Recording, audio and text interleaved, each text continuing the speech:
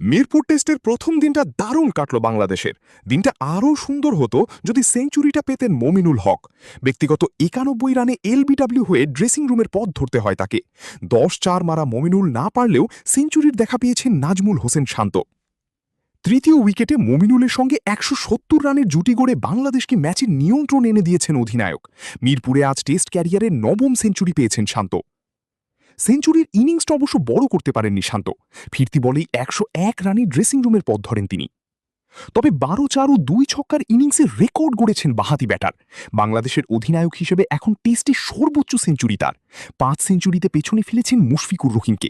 Wicket রক্ষক মুশফিকের century ৪টি। শান্ত মমিনুল আউটের পর শেষ বিকেলে আর কোনো উইকেট পড়তে দেননি মুশফিক ও লিটন দাস।